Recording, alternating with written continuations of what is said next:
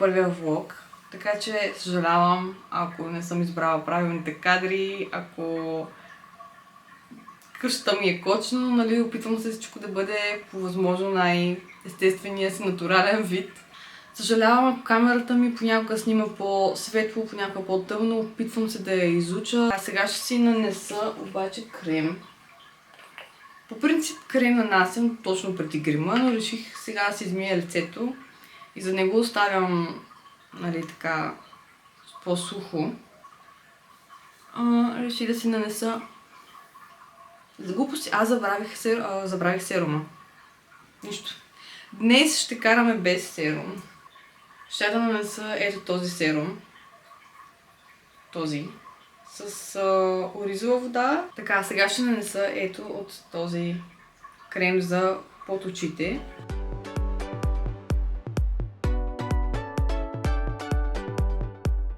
Така, сега ще започна с рутината си, която е всяка сутрин, когато стана. Вземам една супена лъжичка и от хладилника си вадя алоe вера сок и сусамов тахан. Аз лично двете неща ги пия, ги приемам за по-здрав стомах, тъй като моят стомах е изключително чувствителен и от най-малкото се раздразва, има проблеми и така нататък. Пия го заради здравето на стомаха си. И не е гадно, поне аз съм свикнала, не знам, може би първоначално алоe верата въобще не ми харесваше. Си казах, какъв неприятен странен вкус, но в крайна сметка ти просто свикваш, защото знаеш, че го правиш за нещо, нали, че е хубаво за здравето си. Наистина с времето бих казала, че виждам резултати. Стомаха ми със сигурност вече не се раздразва така, както преди. А тахана, доколкото знам, тахана не полезен не само за стомаха, премахване на слузта от червата, за почистване на самите черва. И доколкото знам, е хубаво и за при диабет или, нали, просто за поддържане на нормални нива на кръвната захар. Но реших да погледна в интернет допълнително да прочета за какво друго помага. И аз нямах една идея, между другото. Чак сега го разбирам, но се оказа, че това е много добро. И, нали, винаги трябва да се прави на гладно. Ето, съставките на сусама оказват благоприятно въздействие върху кожа, коса, нерви, стави и кости. Таханът подобрява мозъчната дейност, укрепва сърцето, зарежда с калций, фосфор, желязо, мед, омега 3 и 6. Заздравява зъбите, съдовете, изчиства бъбреците, активизира изработването на еритроцити, извежда лошия холестерол. Тук пише 2 супени лъжици на ден. Ясно. 2 супени лъжици на ден профилактира сърце и съдове. И като цяло доста добри неща пише тук, които аз не бях чувала до сега и бях сигурна, че просто това го приемам за стомах и за захарта, но очевидно е много по-добро, така че препоръчвам. Мисля,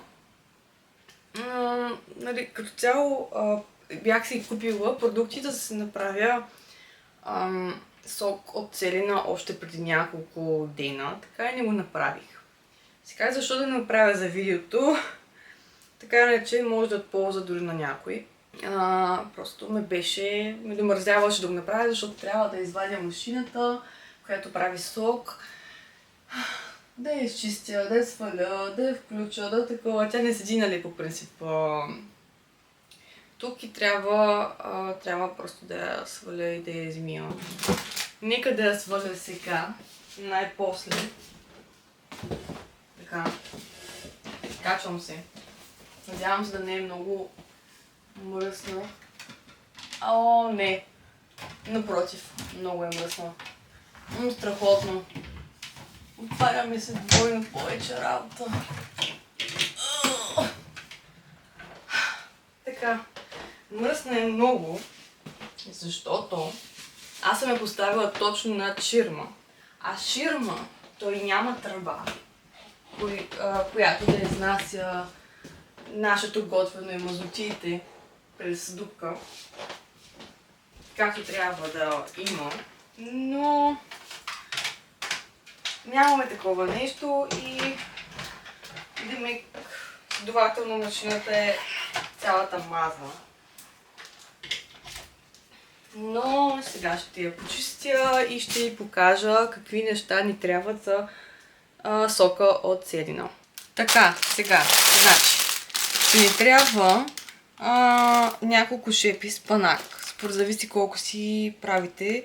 Аз ще си направя сок като за днес и за следващите 1-2 дена, за да ми е готов и да не го правя всеки ден да ставам. И за да ми е предварително подготвен. Спанак. Ще ни трябват около 3-4 ябълки. Трябва ни по принцип една краставица или 2, но аз съм изяла. Изяла съм и така. Няма да имаме краставица в смучето, но то не е смучит в сока. Но следващия път ще взема краставица, няма да я изяждам. Трябват ни около 1 лимон. Около 1 лимон ни трябва, или 2. Може би 2 лимона. И стрък селино. И също така, извинявайте, забравих да кажа, че трябва и джинджифил. Джинджифил тук вече, може би от този джинджифил ще ни трябва половинката. Защото се страхувам да не е много и да не стане твърде люто и на мен да ми раздразни стомаха. Вземаме си една мъска и ще измием всичко предварително.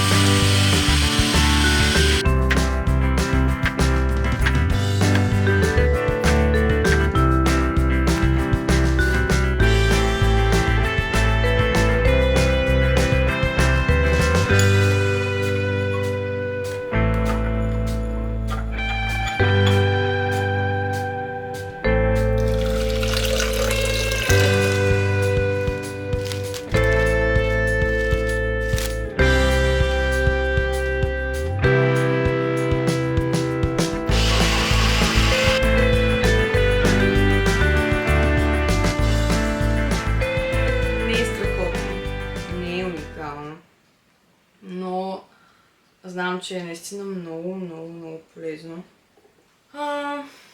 Мисля, че ще го пия. Мисля, че ще продължавам да си правя такъв сок. Не мисля, че бих спряла. Просто дори да не ми харесва, би го правила за здраве. Така че, наистина, ако си правите такъв сок, не очаквайте, че ще бъде вкусен. Няма да бъде вкусен.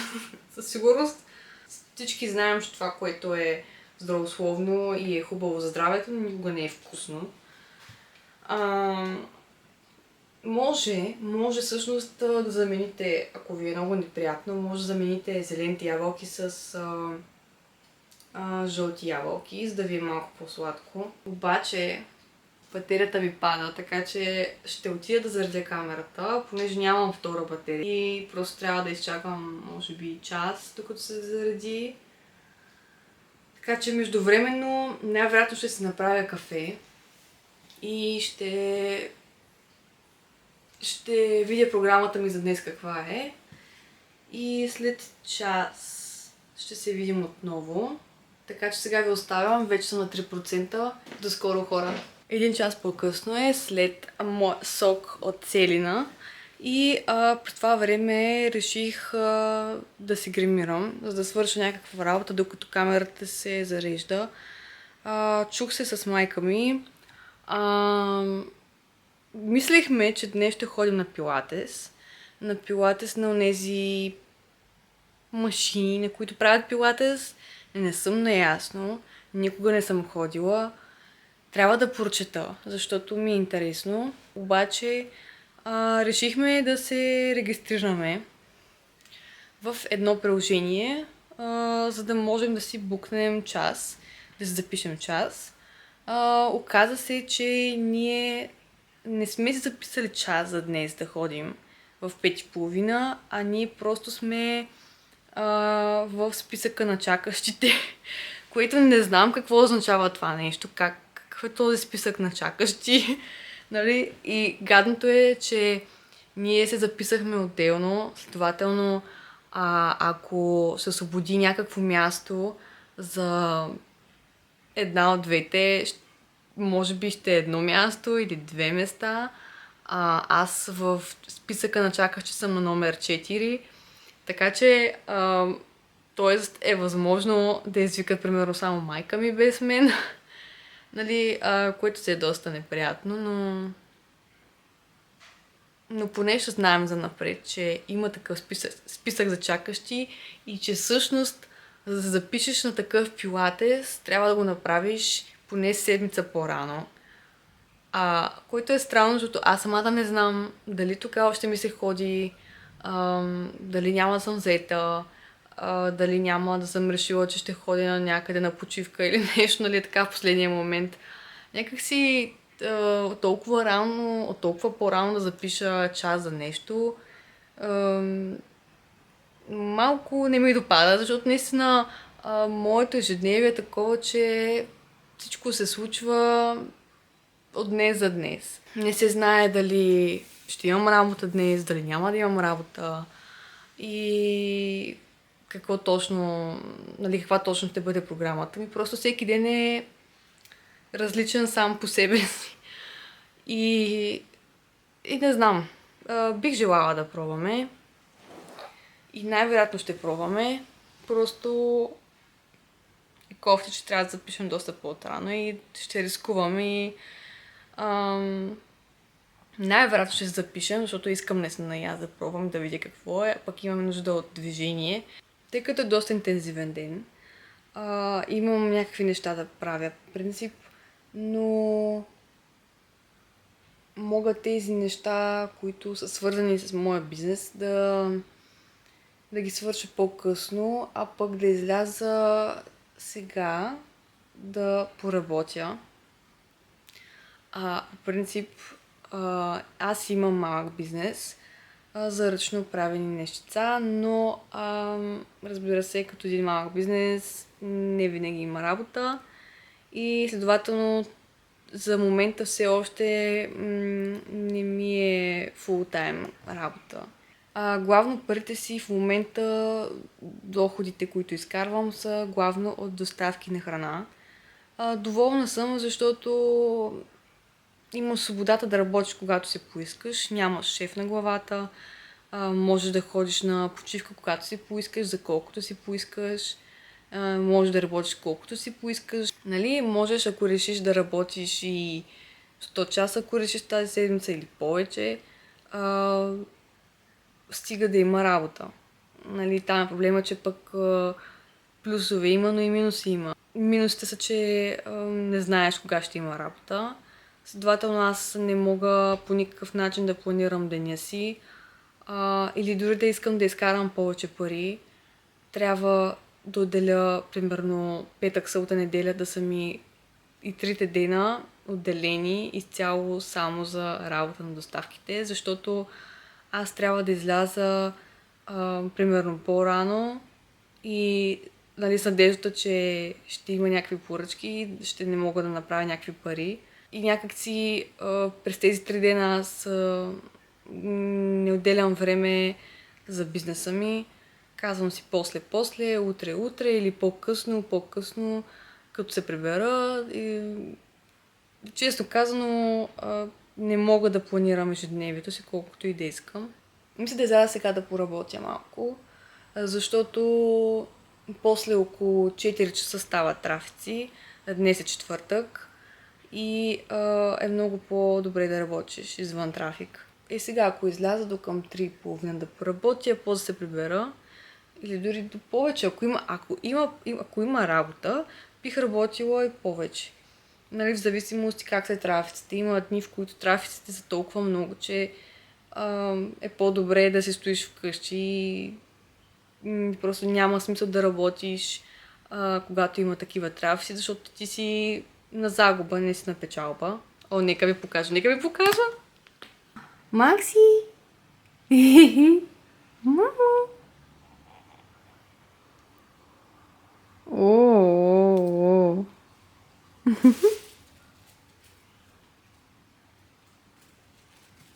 Ето го и времето. Това си е, представете си, всеки ден тук в продължение на вече повече от месец. Всеки ден. Онзи ден реши да напече и напече буквално за 15 минути. И то да тръгнеш да му наслаждаваш, излезе един облак, изкри цялото слънце и това е. Не знам.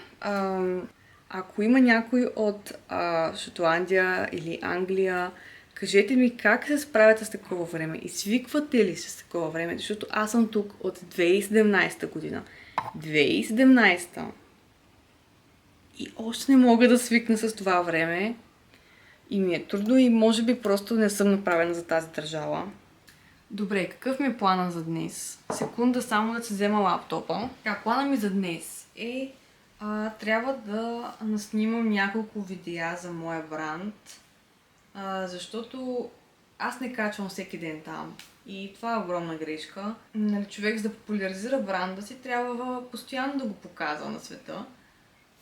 И после се чуя, нали, защо, примерно, нямам последователи, защо никой не купува и така нататък. То е просто защото не съм се рекламирала достатъчно. Имам да снимам няколко видеа и с продукти, които от много отдавна аз имам не малко продукти, но не са толкова много.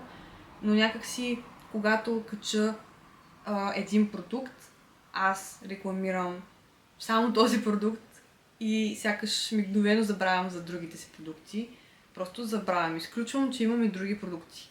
И трябва да снимам днес видеа за продуктите, които не съм рекламирала до днешна дата. Тоест, аз съм ги рекламирала, но когато съм ги пуснала. Записала съм си пилате с майка ми от 5:30, но явно ще отпадне. И имам да напиша няколко поста във Facebook, отново за моя малък бизнес. Всичките постове трябва да ги настроя, за да се качат за следващия няколко дена по часове и по дати. Просто да знам, че те са готови и че тях много да не ги мисля. Защото иначе наистина твърде много социални мрежи имам, неща, които да правя, реклами, нови продукти да вкарвам, стари да премахвам, да рекламирам, да снимам видеята, нали. Просто не е никак лесно. Трябва да мина и през Boots, което е нещо като DM и Lily, само че продават и лекарства. Оттам съм си поръчала един контуриращ стик за лице на Fenty Beauty. Така, значи ще си изпия кафето, защото не успях да го изпия, докато говоря с майка ми да се гримирам преди. Ще изпия кафето и ще изляза след малко да поработя.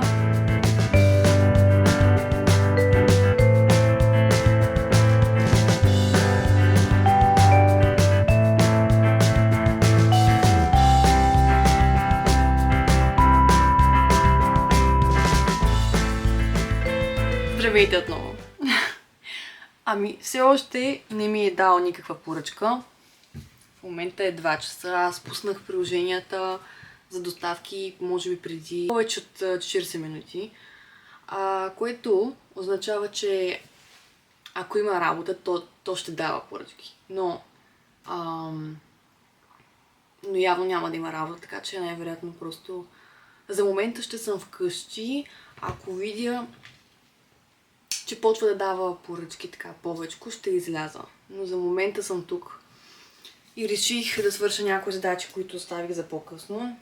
Допреди малко снимах видео за тези продукти, които да рекламирам в Инстаграма си и може би YouTube, Facebook. Това са тефтери. Това е седмичен планер, това е просто такова квадратно тефтерче, на което можеш да записваш някакви записки. И това е лист с задачи. И това е не просто книгоразделител, но това е магнитен книгоразделител, който е много сладък и просто не се купуват тези неща, защото не ги рекламирам. Там е проблема. Затова се заемам да снимам видеа и да обработвам.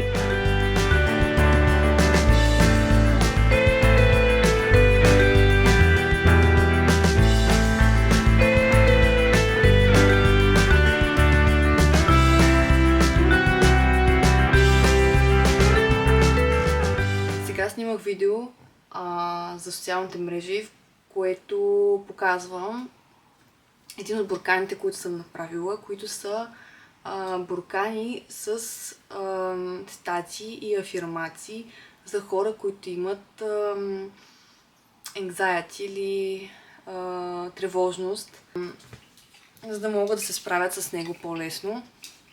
Ето така изглежда буркана. И вътре има 62 цитата и афирмации, които всеки ден можеш да си теглиш и дори може да си добавяш, ако решиш. Какво пише? Че нищо не е перманентно в живота, в този свят и че дори нашите тревоги не са перманентни. Което, нали, цели на човек с тревожно разстройство просто да го успокои, когато му е тревожно. И също показах в какви кашончета изпращам тези бурканчета. Ето така изглежда кашона отвън. Вътре допълнително слагам от ето тези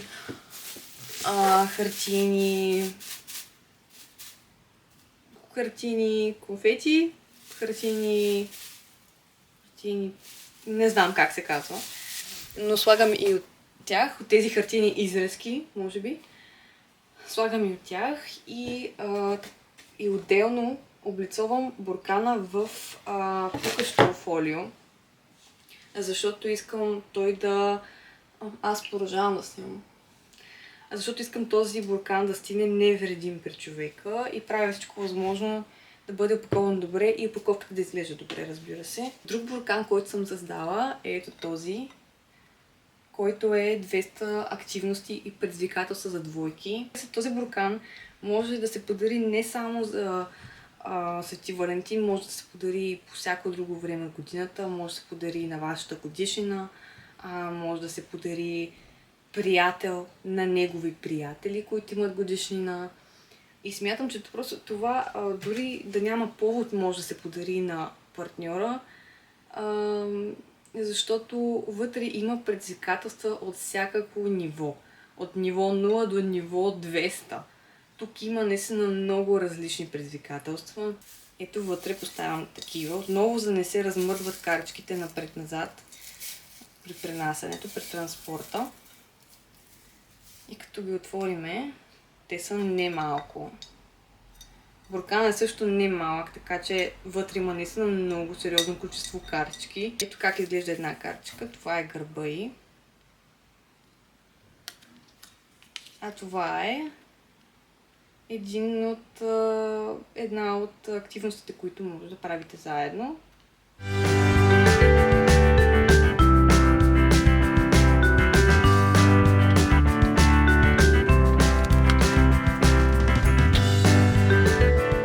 Така ще се заема с постовете за Facebook, както ви казах, че трябва да направя за моят бранд. Направих малко кадри, видеа, които трябва да обработя след това. Сега ще кача някои снимки и ще напиша под постовете различни описания на продуктите, които имаме. Или дори мога да добавя, да направя giveaway. Ще видя, защото наистина ми е някаква кочена в главата в момента. Наистина не мога да се съсредоточа и просто трябва да започна да работя, иначе ако не започна, Тук главата ми се пълни с някакви идеи, с някакви мисли, с някакви неща, които са излишни да ги мисля. Това е Facebook страницата, която създадох много наскоро. Както казах, тази страница създадох много скоро, така че не съм работила над нея, нямам никакви последователи, нямам никакви харесвания и за това сега ще отделя малко време за това.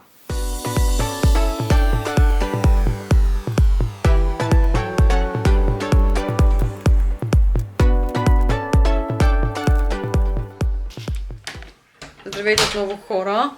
Реших да се направя малка почивка, защото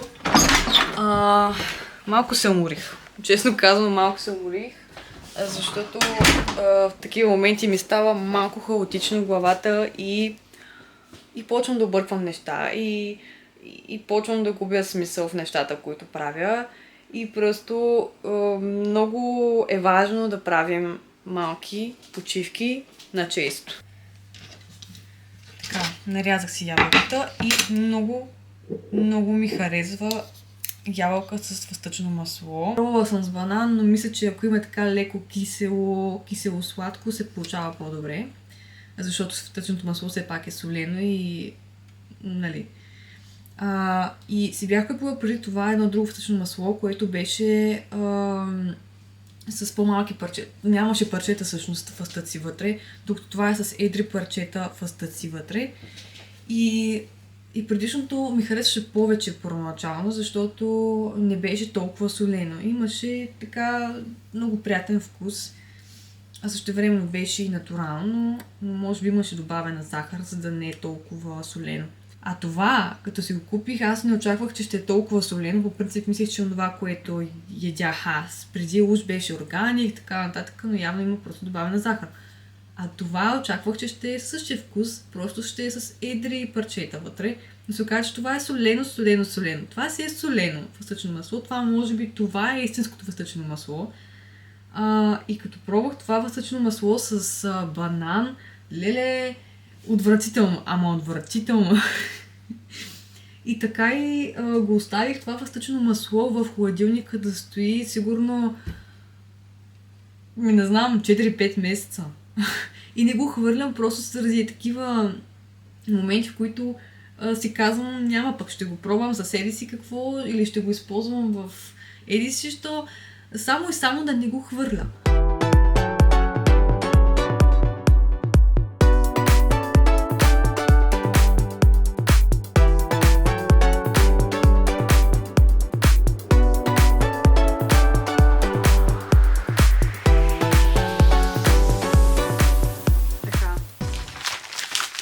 Взех пратката. Този стик е на Fenty Beauty. Цвят амбър. Гледах, чудих се и накрая питах ChatGPT, гледах снимки на хора, видеа за светли кожи и така нататък, кое най-си пасва и излезе, че това е още един цвят. Е най-подходящо. Да пробваме сега.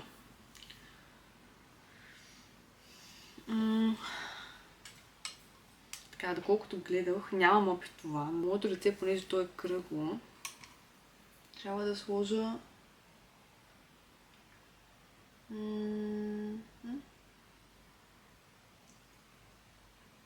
ето така и малко надолу. И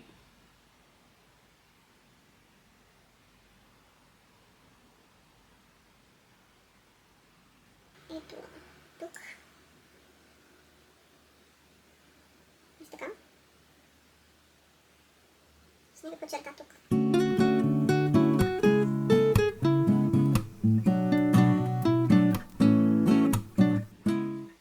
да, бих казала, че има някаква разлика.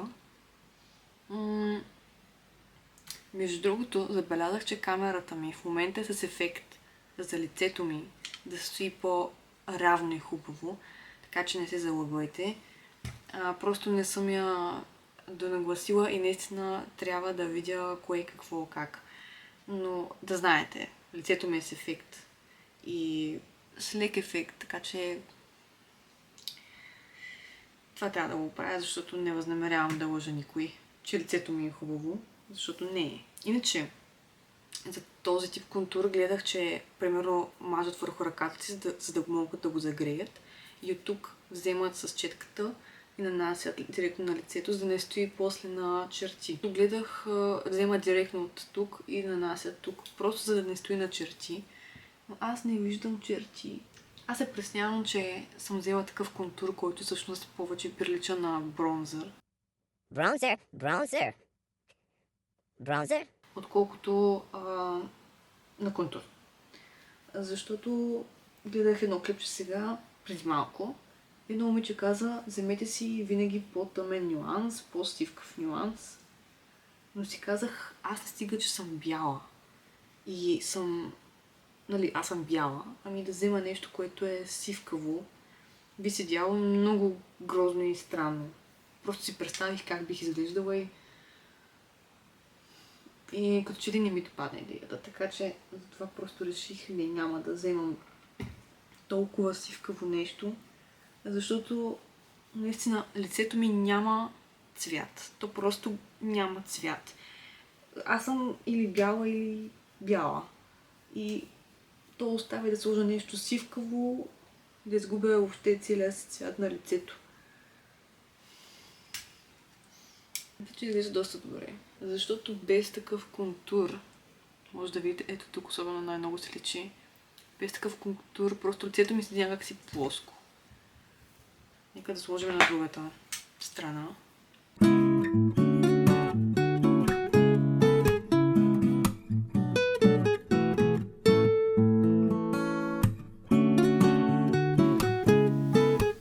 Можете ли да видите? Ох, хора, съжалявам за настройките на камерата ми. Всичко е твърде бяло, твърде светло и лицето ми е замазано с филтър от камерата и не може да се разбере абсолютно нищо. Мисля, че може да се види също, че едната страна май е по-тъмно от другата, но...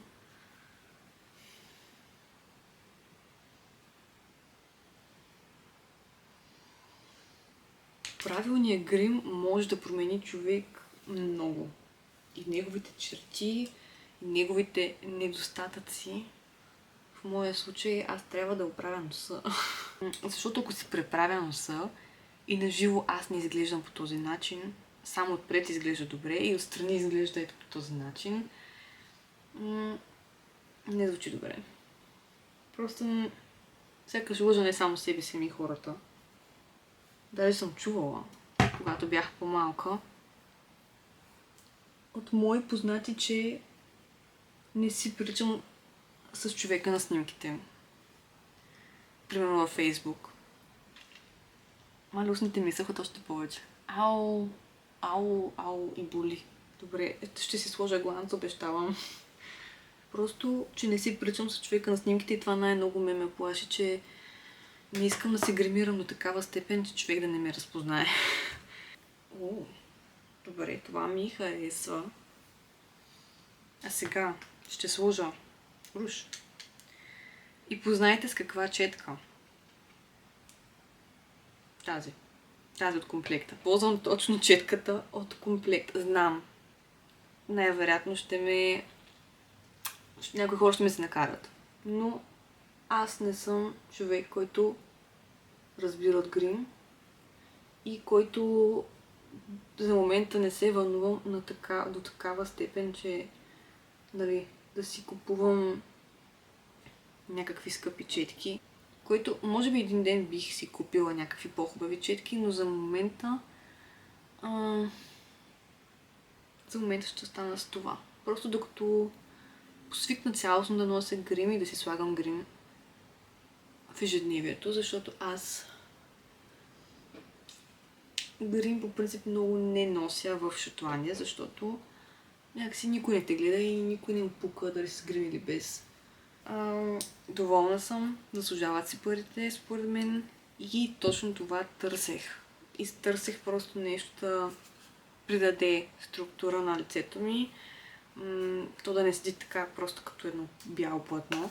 Да, разбира се, има много други на пазара, със сигурност, които може дори да са и по-добри, просто аз се спрях на този.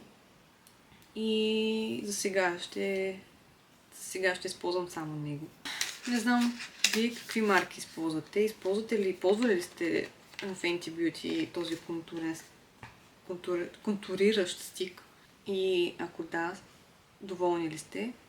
Ако не, какви ползвате? Така че, да, ще се видим отново скоро. Надявам се, че това нещо ще го обработя тези дни. И че ще го кача възможно най-скоро, защото наистина за първи влог и се налага аз да си го обработвам и да се гледам и да се слушам как говоря. Това е изключително стресиращо, но се надявам, че това ще бъде качено. И много ви благодаря за гледането, който е останал до края. Последвайте ме за още такива хаотични дни и влогове и видеа. И наистина се надявам, че ви е харесало. Така че до скоро. Благодаря отново. Прегръщам ви. И до скоро!